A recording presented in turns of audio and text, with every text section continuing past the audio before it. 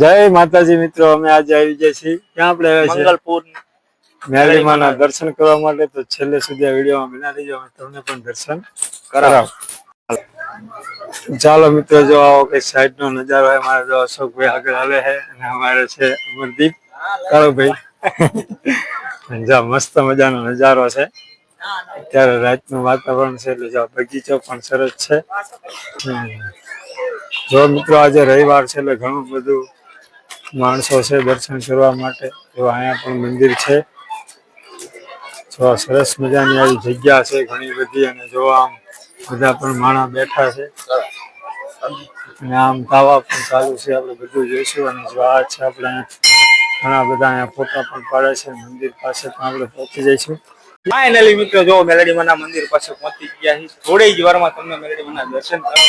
તો આ સામે છે જો આપણે મંદિર, અંદર જઈને આપણે કરશું દર્શન. ચાલો મિત્રો, ફાઇનલી જો આપણે અંદર આવી ગયા. હવે બે મુખવાળા મેલડીમાં દર્શન કરશું. એક મુખવાળા તો મેલડીમાં તમે જોયા છે, પણ અહીંયા બે મુખવાળા મેલડીમાં છે. તો મિત્રો, મેલડીમાં બધાની મનોકામના પૂર્ણ કરે એવા આપણે આશીર્વાદ મેળવશું. મેલી મેલી સૌ કોઈ કહે, મેલી નહીં તલભાર, પણ જેના કુળમાં પૂજાય મારી મેલડી, એના દુઃખ દર્દ મટી જાય.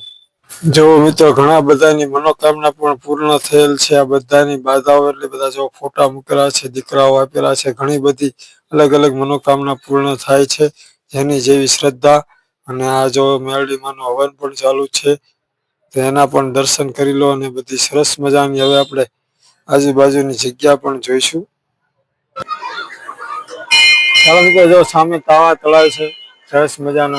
આજ મોટી જગ્યા છે. આ મંદિરનું પટાંગણ સરસ મજાનું મોટું છે, તમે જોઈ શકો છો. અને આ જો છે ધજાના કરો દર્શન, તો તમારી આબરૂના ધજાગરા ન થવા દે મેલડીમાં મંગલપુરના. સરસ મજાના ઘણા બધા રવિવારે તાવો કરવા માટે આવે છે, અને ઘણા બધાની મનોકામના પણ પૂર્ણ થાય છે. જો અહીંયા પણ શ્રીફળ વધેરવામાં આવે છે. આજે 5 નાળિયેરના તોરણ બાંધવામાં આવે છે.